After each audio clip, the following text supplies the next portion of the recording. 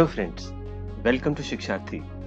In this session, we shall learn how to make a 10, or should I say a 10, with the help of two addends of different number systems. So let's start. Now the prerequisite for this session is you should know in general what are the different type of number systems and what are the digits used in those number systems. Incidentally, here we have taken 4 different number systems which do not reflect the entire fraternity of number systems, but we have taken, just for the sake of discussion, we have taken 4 different number systems. Now we know that binary uses digits 0 and 1 only. Octal uses digits from 0 to 7. Decimal uses digits from 0 to 9, so all the whole numbers starting from a 0 and ending on a 9. Hexadecimal uses all the whole number digits starting from a 0, 1, 2, ending on a 9, followed by A, which represents 1, 0, B, which represents 1, 1, C represents 1, 2, D represents 1, 3, E represents 1, 4, and F represents 1, 5. So the next whole number that comes after F in hexadecimal number system would be 10, which generally we call it as 10. So as discussed in the earlier sessions on calculations also, let us master the art of calling numbers with their number names rather than talking about their specific nomenclature. For example, if I have to say that there is a number 20 in hexadecimal number system, I can't call it as 20 because 20 is a nomenclature of a number, the 20th natural number, which exists in decimal. So then what should I do? I should call a number 20 as 20 irrespective of the number system in which I am talking about. The only thing in addition to 20 that I should speak of is the base in which I am talking about that particular number. Please remember that. Okay, taking this discussion forward, now we are interested in knowing which two numbers, so which we are talking about two addends. So I hope we are aware of the fact that if I am adding A and B, A is known as the first addend and B is known as the second addend. So how does it make a 10? We are talking about this. Okay. Now, in binary, can I say 0 plus 0 is a 0? Yes. So can I say 1 plus 1 is a 10? Yes. At the same time, in octal, if I am taking one of the digits as 1, the next one that I need to take here is 7. Then if I am taking 2, the other one that I will take here is 6.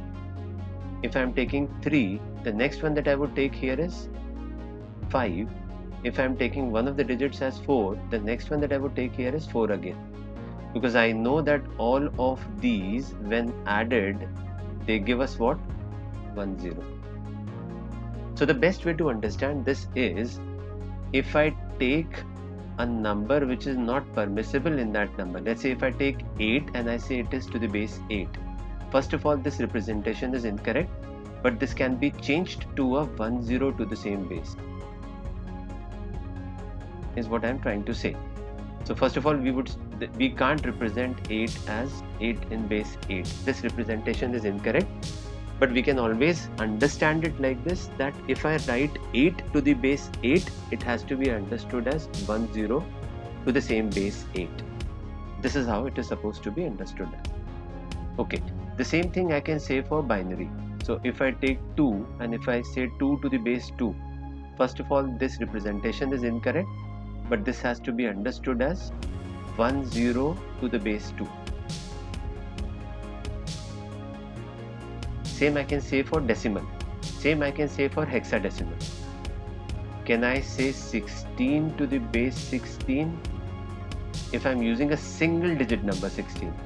No, I can't say this, so this has to be understood as 10 to the base 16. So here also this is 10 to the base 10. Okay, coming down to decimal. So can I say 1 plus 9 gives me 10, 2 plus 8 gives me 10, 3 plus 7 gives me 10, 4 plus 6 gives me 10, and at the same time 5 plus 5 gives me 10. These are the only 5 cases in which when two addends are added, and here we are talking about single digit addends, they result in a 10. Let's talk about hexadecimal number system.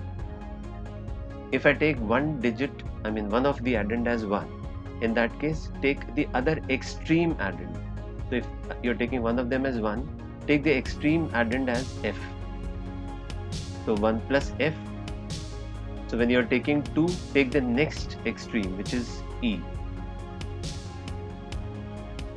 such that it makes a 16. Now we know f represents 1 5. So 1 5 plus 1, which is 1 6. Now I know that 16 cannot be written as a single digit addend single digit number in base 16. So that has to be understood as 10 to the base 16. Now when I am taking 3, I need to add what to this? D. When I am taking 4, I need to add C. When I am taking 5, I need to add B as the second addend, and both of these are single digit addends, mind it. 6 if I am taking, then I'll take here as A. When I am taking 7, then I'll take here as 9. And then the last two addends that I can take here are 8 and 8.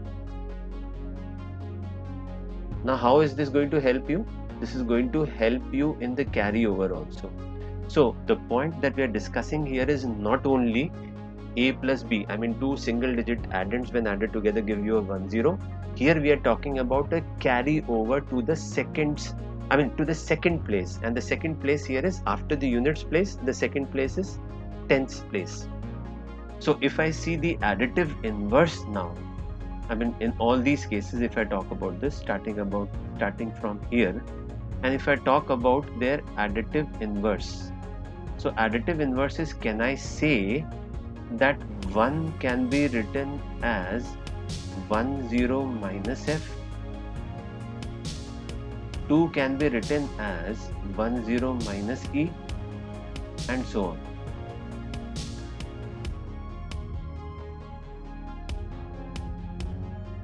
So you will see that addition and subtraction, they go hand in hand, because subtraction can be labeled as additive inverse.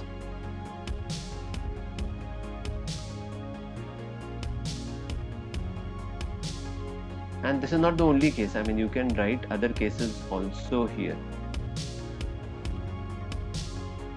So see, it becomes so easy that if I have to add or subtract, both the things, they become quite easy here.